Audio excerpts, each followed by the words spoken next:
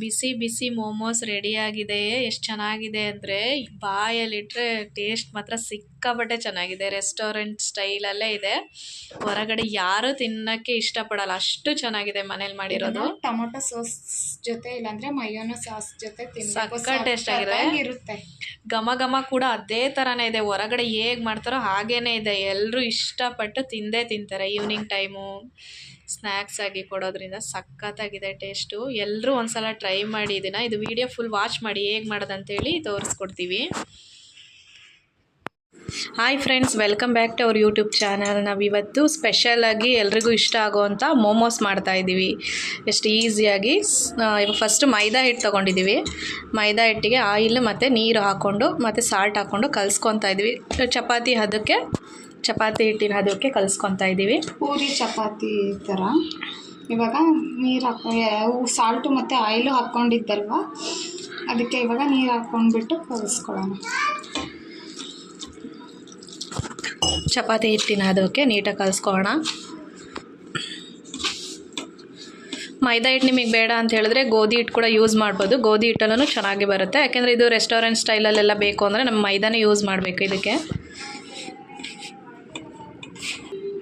ಇವಾಗೆಲ್ಲ ಮೈದಾ ಹಿಟ್ಟು ಕಲಸಿದ್ದು ರೆಡಿಯಾಗಿದೆ. ಇದು ಒಂದು 5 ಮಿನಿಟ್ಸ್ ನೆನ್ಕೊಳ್ಳಿ, ಚೆನ್ನಾಗಾಗುತ್ತೆ. 5 ಮಿನಿಟ್ಸ್ ನೆಂದರೆ ಬೇಕು.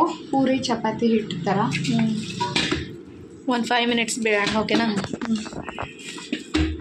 ನೆಕ್ಸ್ಟು ಒಂದು ಬೌಲಿಗೆ ನಾವು ರೆಡ್ ಕಲರ್ ಹಣ್ಣಾಗಿರೋಂಥ ಮೆಣಸಿನ್ಕಾಯಿ ತೊಗೊಂಡಿದ್ದೀವಿ. ಅದು ತೊಗೊಂಡ್ರೆ ಟೇಸ್ಟ್ ಇರುತ್ತೆ ಅಂಥೇಳಿ. ನೆಕ್ಸ್ಟು ಚಿಕ್ಕದಾಗಿ ಕಟ್ ಮಾಡ್ಕೊಂಡಿರೋವಂಥ ಈರುಳ್ಳಿ, ತುಂಬ ಸಣ್ಣದಾಗಿ ಕಟ್ ಮಾಡ್ಕೊಬೇಕು, ಇಲ್ಲಾಂದರೆ ತುರ್ಕೊಳ್ಳಿ ಅದನ್ನು, ಕಟ್ ಮಾಡ್ಲಿಕ್ಕೆ ಆಗಲಿಲ್ಲ ಅಂದರೆ. ನೆಕ್ಸ್ಟು ಹಾಗೆ ಅದಕ್ಕೆ ಚಿಕ್ಕದಾಗಿ ಕಟ್ ಮಾಡಿ ಇಟ್ಕೊಂಡಿರೋಂಥ ಕ್ಯಾರೆಟು, ಅದು ಚಿಕ್ಕದಾಗಿ ಕಟ್ ಮಾಡಿಲ್ಲ ಅಂದರೆ ಅದನ್ನು ಸೇಮ್ ಹಾಗೇ ಸ್ವಲ್ಪ ತುರ್ಕೊಳ್ಳಿ. ಹಾಗೆ ನೆಕ್ಸ್ಟು ಇದಕ್ಕೆ ತುರ್ಕೊಂಡಿರೋವಂಥ ಕೋಸು ಹಾಕ್ಕೊತಾ ಇದ್ದೀವಿ. ನೋಡಿ, ಈ ರೀತಿ ಸಣ್ಣದಾಗಿರಬೇಕು. ನೀರು ಬೀಳ್ತೈತೆ. ನೆಕ್ಸ್ಟು ಸ್ವಲ್ಪ ಶುಂಠಿ. ಇದ್ರಲ್ಲಿ ಸ್ವಲ್ಪ ನೀರಿನ ಅಂಶ ಎಲ್ಲ ಇರುತ್ತೆ, ಅದನ್ನೆಲ್ಲ ಚೆನ್ನಾಗಿ ಹಿಂಡ್ಕೊಳ್ಳಿ. ಸ್ವಲ್ಪ ಶುಂಠಿ, ಹಾಗೆ 1 ಸ್ಪೂನಷ್ಟು ಶುಂಠಿ ಬೆಳ್ಳುಳ್ಳಿ ಪೇಸ್ಟ್ ಅಲ್ಲ. ಶುಂಠಿ ಬೆಳ್ಳುಳ್ಳಿ ಪೇಸ್ಟ್. ಓಕೆ, ಶುಂಠಿ ಬೆಳ್ಳುಳ್ಳಿ ಪೇಸ್ಟ್ ಇಲ್ಲ ಅಂದರೆ ಶುಂಠಿನ ಸಣ್ಣದಾಗಿ ತುರ್ಕೊಂಡು ಕೂಡ ಹಾಕೊಬೋದು ಇದಕ್ಕೆ. ಸ್ವಲ್ಪ ಪೆಪ್ಪರು, ಹಾಗೆ ಸ್ವಲ್ಪ ಪೆಪ್ಪರ್ 1 ಟೀ ಸ್ಪೂನಷ್ಟು. 1 ಟೀ ಸ್ಪೂನ್. ನೆಕ್ಸ್ಟು ಸ್ವಲ್ಪ ಗರಂ ಮಸಾಲಾನ. ಗರಂ ಮಸಾಲ. ಹಾಂ, ಸ್ವಲ್ಪ ಗರಂ ಮಸಾಲ, ಹಾಗೆ ಚಾಟ್ ಮಸಾಲ. ಇದು ಒಂದು 1/2 ಸ್ಪೂನಷ್ಟು. ನೆಕ್ಸ್ಟು ರುಚಿಗೆ ತಕ್ಕಷ್ಟು ಉಪ್ಪು. ಸಾಲ್ಟು ಚೆನ್ನಾಗೇ ಹಾಕ್ಕೊಬೇಕು, ಯಾಕೆಂದರೆ ಇದೆ ಅಲ್ವಾ ಮಸಾಲ, ಇದಕ್ಕೆ ಸಾಲ್ಟ್ ಬೇಕು. ನೆಕ್ಸ್ಟು ಕೊತ್ತಂಬರಿ.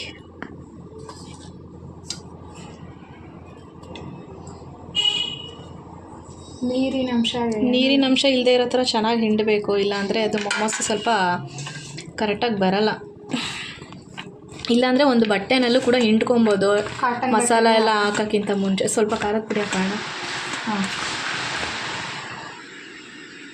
ಮಸಾಲ ಹಾಕೋಕ್ಕಿಂತ ಮುಂಚೆನೇ ತರಕಾರಿನೆಲ್ಲ ಒಂದು ಕಾಟನ್ ಬಟ್ಟೆನಲ್ಲಿ ಹಿಂಡ್ಕೊಬೋದು. ಇಲ್ಲಾಂದರೆ ಹಾಗೆ ಸ್ವಲ್ಪ ಕೈಯಲ್ಲೂ ಹಿಂಡ್ಕೊಂಡು ರೆಡಿ ಮಾಡ್ಬೋದು. 1 ಟೀ ಸ್ಪೂನಷ್ಟು.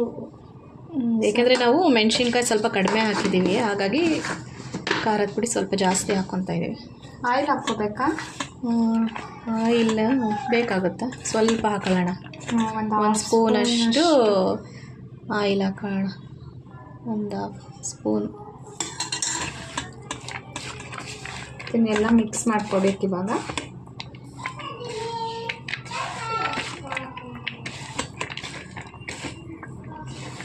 ನೋಡಿ ಎಷ್ಟು ಚೆನ್ನಾಗಿ ಕಾಣಿಸ್ತಿದೆ. ಇದೆಲ್ಲ ಚೆನ್ನಾಗಿ ಮಿಕ್ಸ್ ಮಾಡೋಣ. ಇವಾಗ ಮೋಮೋಸ್ ಮಾಡೋಕ್ಕೆ ಎಲೆಗಳನ್ನು ಲಟ್ಟಿಸ್ಕೊಳ್ಳೋಣ ಬನ್ನಿ. ಈ ರೀತಿ ಚಿಕ್ಕ ಚಿಕ್ಕ ಉಂಡೆಗಳನ್ನ ತಗೊಂಡು, ನಮಗೆ ಸ್ವಲ್ಪ ಪೂರಿ ಸೈಜ್ ಅಲ್ಲ, ಒಂದು ಪೂರಿ ಸೈಜ್ ಆಗೋಷ್ಟು ಅಷ್ಟು ದೊಡ್ಡದಾಗಿ ಈ ಥರ ತಗೊಂಡು ಇದರೊಳಗಡೆ ಮಸಾಲೆ ತುಂಬಿಕೊಳ್ಳೋಣ. ಇವಾಗ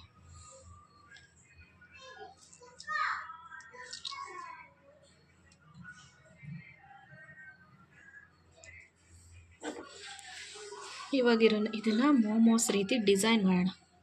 ಈ ರೀತಿ ಸ್ವಲ್ಪ ಜಾಸ್ತಿ ಆದ್ರೂ ಸರಿ ಆಗಲ್ಲ, ಸ್ವಲ್ಪ ಇಲ್ಲಾಂದರೆ ಅದು ಡಿಸೈನ್ ಮಾಡೋಕ್ಕೆ ಅಚ್ಚು ಬರುತ್ತೆ. ಅಚ್ಚು ಬೇಕಂದರೆ ಅಚ್ಚು ತೊಗೊಳ್ಳಿ. ನಮ್ಮ ಹತ್ರ ಹಚ್ಚಿಲ್ಲ ಅಂತೇಳಿ ನಾವು ಈ ರೀತಿ ಕೈಯಲ್ಲಿ ಕೂಡ ಟ್ರೈ ಮಾಡ್ಬೋದು. ತೋರಿಸಿ ಅದು ನೀಟಾಗಿ ಕಾಣಿಸ್ತಾ ಇಲ್ಲ ಡಿಸೈನ್ ಮಾಡೋದು. ಓಕೆ, ಹಾಗೆ ಈ ರೀತಿಯಾಗಿ ಡಿಸೈನ್ ಮಾಡ್ಬೋದು. ಇಲ್ಲಾಂದರೆ ನಿಮ್ಮ ಮನೆಯಲ್ಲಿ ಕರ್ಜಿಕಾಯಿ ಪ್ರೆಸ್ ಮಾಡೋದಿದ್ರೆ ಅದರಲ್ಲೂ ಕೂಡ ಟ್ರೈ ಮಾಡ್ಬೋದು. ಡಿಸೈನ್ ಚೇಂಜ್ ಆಗುತ್ತೆ, ಬಟ್ ಟೇಸ್ಟ್ ಏನು ಚೇಂಜ್ ಆಗೋಲ್ಲ. ಇದು ಮೋಮೋಸ್ ರೀತಿ ಕಾಣಿಸ್ಬೇಕಂದ್ರೆ ಹೀಗೇ ಮಾಡಬೇಕಾಗತ್ತೆ.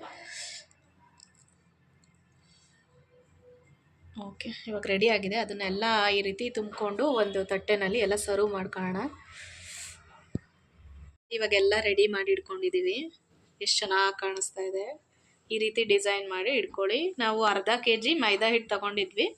ಅರ್ಧ kgಗೆ ನಮಗೆ 20 ಅಷ್ಟು ಮೋಮೋಸ್ ರೆಡಿ ಆಗಿದೆ. ಇವಾಗ ಇದನ್ನು ಬೇಯಿಸ್ಕೊಳ್ಳಿಕ್ಕೆ ಒಂದು ಇಡ್ಲಿ ಪಾತ್ರೆ ತೊಗೊಳ್ಳೋಣ. ಈ ರೀತಿ ಇಡ್ಲಿ ಪಾತ್ರೆಗೆ ಒಂದು ಸ್ವಲ್ಪ ನೀರು ಹಾಕಿ ಹಬೆನಲ್ಲೇ ಬೇಯಿಸ್ಬೇಕು. ನೀರು ಹಾಕಿಟ್ಟಿದ್ದೀವಿ. ನೆಕ್ಸ್ಟ್ ಇದಕ್ಕೆ ಪಾತ್ರೆಗೆ ಎಣ್ಣೆ ಹಚ್ಕೊಳ್ಳೋಣ. ಹಬೆನಲ್ಲಿ ಲೋ ಫ್ಲೇಮಲ್ಲೇ ಸ್ವಲ್ಪ ಬೇಯಿಸ್ಬೇಕು. ಯಾಕೆಂದರೆ ಫಸ್ಟ್ ನೀರು ಕುದಿಸ್ಕೊಂಬಿಡಿ, ಆಮೇಲೆ ನಿಧಾನಕ್ಕೆ ಲೋ ಫ್ಲೇಮಲ್ಲಿ ಚೆನ್ನಾಗಿ ಬೇಯಲಿ. ಒಂದು 5 ಮಿನಿಟ್ಸ್ ಬೇಯಬೇಕು. ಆಯಿಲ್ ಹಚ್ಕೊಂಡ್ರೂ ಓಕೆ, ಇಲ್ಲಾಂದ್ರೂ ಓಕೆ, ಬಟ್ ಆಯಿಲ್ ಹಚ್ಕೊಂಡ್ರೆ ಸ್ವಲ್ಪ ಬೇಗ ಬಿಡುತ್ತೆ ಅಂತೇಳಿ ಈ ರೀತಿ ಎಲ್ಲದಕ್ಕೂ ಆಯಿಲ್ ಹಚ್ಕೊಂಡು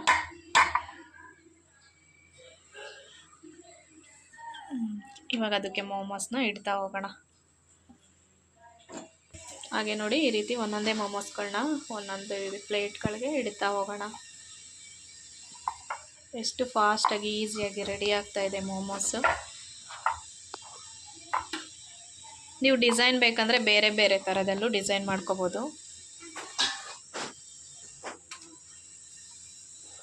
ಒಂಥರ ರಿಯಲಾಗಿ ರೆಸ್ಟೋರೆಂಟಲ್ಲಿ ಸಿಗೋ ಥರ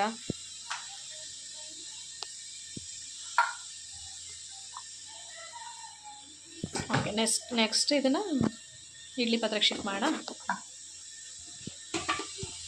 ಈ ರೀತಿ ಸ್ಟೀಮಲ್ಲಿ ಬೇಯಿಸ್ಕೋಬೇಕು.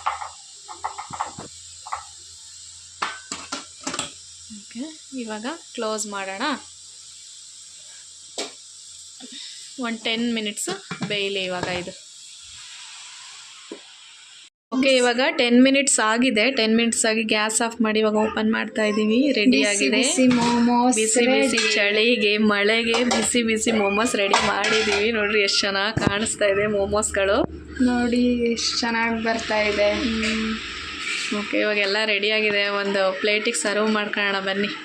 ನೋಡಿ ಅಂಟ್ಕೊಂಡೇ ಇಲ್ಲ, ತುಂಬ ಚೆನ್ನಾಗಿ ಬಂದಿದೆ. ಹಾಗೆ ನೋಡಿ, ಇವಾಗ ಒಂದು ಪ್ಲೇಟಿಗೆ ಸರ್ವ್ ಮಾಡ್ಕೊಂಡಿದ್ದೀವಿ. ಬಿಸಿ ಬಿಸಿ ಮೋಮೋಸು ಸಖತ್ತಾಗಿ ಕಾಣಿಸ್ತಾ ಇದೆ.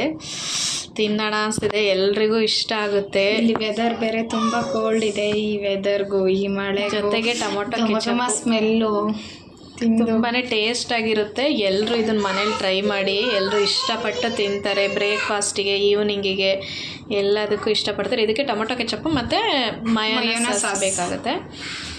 ಓಕೆ, ಈ ವಿಡಿಯೋ ನಿಮಗೆ ಇದೇ ಥರ ಒಳ್ಳೆ ರೆಸಿಪಿಗಳನ್ನ ನಾವು ತೋರಿಸ್ಕೊಡ್ತೀವಿ, ಸಿಂಪಲ್ ಆಗಿರೋದನ್ನು. ನಿಮ್ಗೆ ಇಷ್ಟ ಆದರೆ ಲೈಕ್ ಮಾಡಿ, ಹಾಗೆ ಕಮೆಂಟ್ ಮಾಡಿ. ಈ ವಿಡಿಯೋನ ಫುಲ್ ವಾಚ್ ಮಾಡಿ. Okay, thank you.